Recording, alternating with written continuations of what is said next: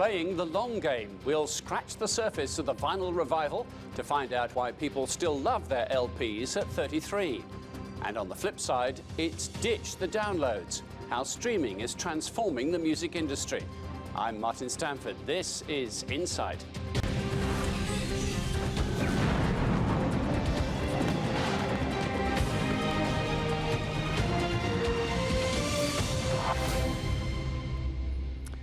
Welcome to Inside. They said vinyl was dead. They were wrong. The LP spinning at 33 is back as a way to buy music and for artists to express themselves. You'll have heard the headlines, but here at Insight, we don't just give you the single, you get the full experience. So we asked Insight's Dana Lewis to bring us the long view of vinyl.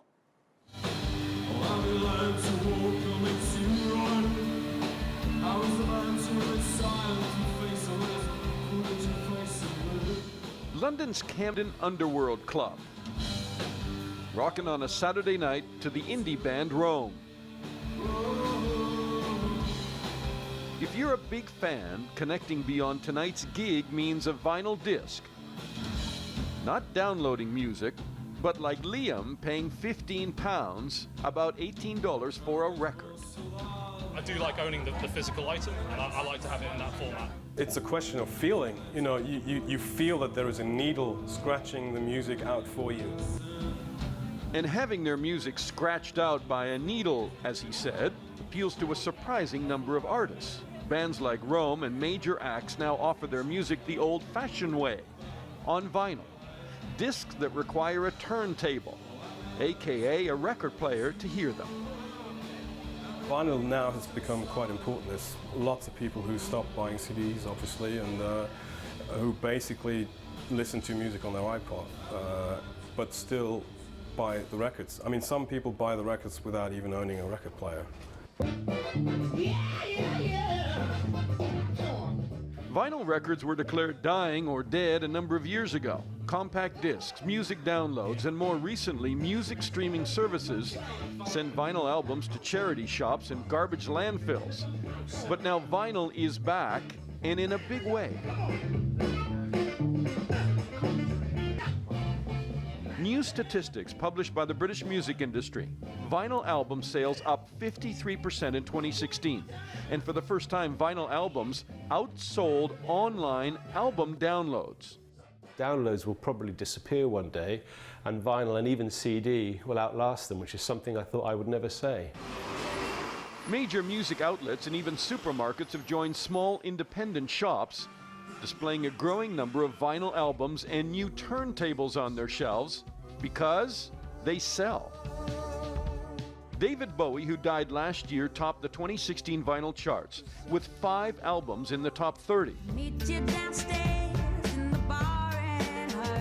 Amy Winehouse lives on through vinyl and is one of the hottest selling record artists.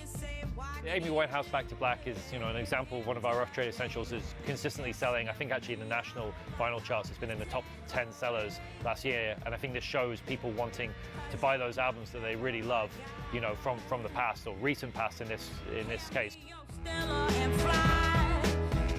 Rough Trade Records is one of the biggest and most successful vinyl shops in London. It's so profitable selling records, they have expanded to 5 stores, including one in New York. This shop opened 10 years ago, Rough Trade East, and it was kind of against the tide at that time because a lot of stores were closing down. You had big chains closing the doors like Virgin Megastores, but we always believed that there was a really great, niche market, for vinyl. Believe it or not, vinyl records have been around since the late 1880s, and while things like cassette tapes and 8-track tapes, which you've probably never heard of, have disappeared, records seem here to stay. The reason, not only the artwork that's involved in the album covers, but people want to physically own their record collection, show it to their friends, and they say that digital downloads are kind of a musical snack, whereas this is a musical meal. My dad had a vinyl collection when I was a little kid, and he'd play all the records all the time, and I got into that because I like classic rock, and that was the format that classic rock was in. Do you think a lot of younger people are coming back to vinyl? Definitely, yeah, lots of younger people. I think it's great, to see that it's not just older people. It keeps the medium alive. It definitely keeps it alive. Makes you feel a bit dated. In a good way. It makes you realise that dated don't mean anything. It's not necessarily a bad thing. It's out and now it's back. Exactly. Just like me, hopefully. The revival of vinyl is not limited to the UK. In the US, 13 million record albums were sold last year, a 28-year high.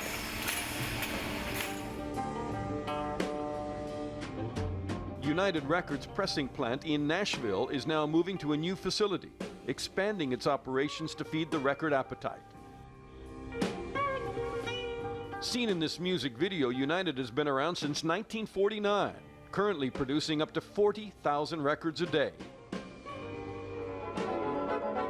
In the UK, only a few vinyl pressing plants remain, so many artists have to outsource production elsewhere in Europe.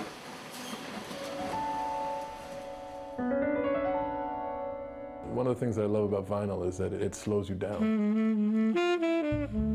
The vinyl revival is providing opportunity for new business models, like this French-based jazz label that offers specially recorded, quality jazz albums exclusively to collectors. It's not available digitally, it's only available through Nouvelle Records on vinyl. About 5-10 years ago, you had a lot of doomsday kind of prophesizing that the album as a format was irrelevant, but that's proven not to be the case at all. If anything, it makes it more important, you know, in this day of kind of disposable kind of digital consumerism. I think it almost gives greater weight to the album, you know, and we've seen some, over the last few years, we've seen so many great albums. We are now going to return to a format that actually did have merit and shouldn't have been abandoned, and it's great to see it come back. And those old records have increased in price dramatically. Oh, if only your parents hadn't thrown them all away. I'm Dana Lewis, reporting for Insight. Yeah, well, I've got a few in my loft as well, but to discuss that is Edward Adu, a broadcaster, writer and DJ, and also with us today, Andrew Trendle, who is the senior news reporter from the famous British music magazine NME, now also available at nme.com. Welcome to you. Welcome. Record collections. We've all got a record collection, certainly people of my generation. I got a few albums and a few 12-inch singles in the loft. Why do you think now they've suddenly proved so popular again? I think it's the nostalgic value that we grew up listening to putting records, hearing that snap, crackle, the vinyl. It was part of a Sunday routine where before you have your Sunday lunch, you would listen to that Roy Ayers or Al Jarreau or Pink Floyd or whatever. You'd listen to that and it became a tradition. And then suddenly it faded away and everything became digital.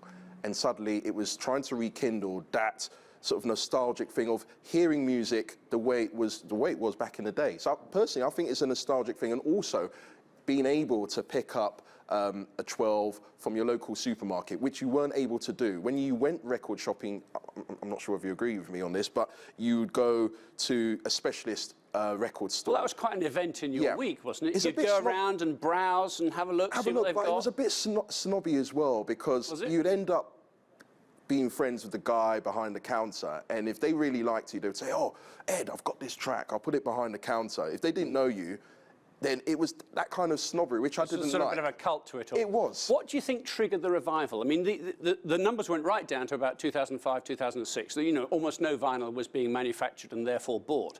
What's brought it back up now, do you think? I think it's part nostalgia and part a generation wanting to tap into something they never had the chance to do so. I mean, if you look at the best-selling vinyl albums of last year, there were only a couple of new releases in there. I think it was Bowie and someone else. I mean, the rest were like Amy Winehouse. And Amy Winehouse. The rest were like old releases, like Nirvana, Oasis, Pink Floyd, Jimi Hendrix, Earth, Wind and Fire. And these albums were meant to be heard this way, and people are falling in love with that again. If you really love an album, you want to possess it.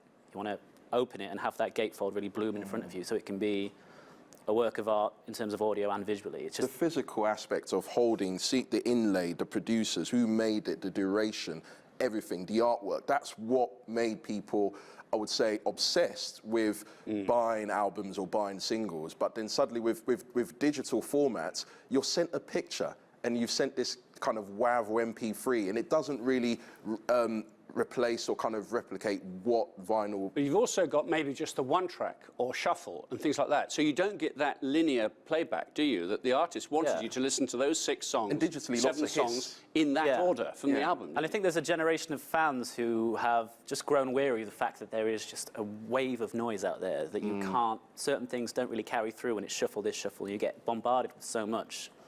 If you look at the vinyls that are selling well, it's not pop bands, it's albums bands. People want to sit down and like listen to the album from start to finish. But the thing is, there was a generation out there, and en route to the studio, I asked the guy who drove me in, and I said, do you know anything about vinyl? And he said, I know of it, but I've never actually held or placed the needle on the record. And I said, so what do you do? He said, oh, I end up streaming. So I said, okay. I said, if I gave you the opportunity to listen to your favorite artist of all time, and he likes his hip hop, so for him it was A Tribe Called Quest. And he said, you've never, it was fascinating listening to this guy who's in his 30s, who's never been to a record shop or actually placed the needle on the record. And the thing is, there's a generation. I remember there was a news report, and the reporter went up and down Oxford Street and said and asked people, what is this? I think he held like a Queen or Pink Floyd 12, and they said, oh, that's a tea coaster or something. And you've got to think that there's they didn't know. But let's look at it from the audio quality point of view. There was the time when digital came along, oh, this is going to be better quality because it won't have the scratches, it won't have the pops, you won't get the damage. But there is an argument, isn't there, amongst audiophiles who say actually the quality of a vinyl system, still in analog, is better than digital. Can you understand that? There's a legendary John Peel quote when he says, vinyl will always better because vinyl has surface noise, like life has surface noise. That's a great quote. It's a great quote. That's a great quote. There's just a warmth and a tangibility, and for records that were recorded to be heard on vinyl, when you listen to them on amazing speakers or on headphones, you can almost hear them walking around the studio, plugging things in, doing things. It just makes it a lot more three-dimensional, whereas rather than reducing it to hiss, it kind of blooms. I mean, with the MP3, when I DJ, and I use a software called Serato, so it interlinks with my computer via USB, and I've got time-coded CDs and time-coded vinyl. And to be fair, because I'm a bit lazy, I use the time-coded CD. But the tracks that I play off Serato are WAVs, because it's better quality compared to MP3s. I mean, the regular stuff you're listening to on your phone and things like that is pretty rubbish, isn't it? A lot of the music has been thrown away. I mean, digitally speaking, it's compressed, so the file sizes are small, and that's quite deliberate. WAVs are a lot better. WAVs are a lot better, because if I'm playing a club set, and I wish we could even do like a comparison now, but we haven't got time and I haven't got the equipment with me. But an MP3 versus WAV, if you're in a club space and you're playing a track off a WAV, it's more clearer. It sounds as if it's as good as playing a vinyl track. But with the MP3, it's a lot tinny, it's hissy. And there are some kind of audio geeks who have come to my DJ sets and they've said to me, oh, I love that track, but please do me a favor, play the WAV next time. Right, well, we'll talk about that, and we'll talk about the phenomenon of streaming as well when our conversation continues. On Insight, coming next, we go from the scratchy needles to streaming noises. How music is changing yet again.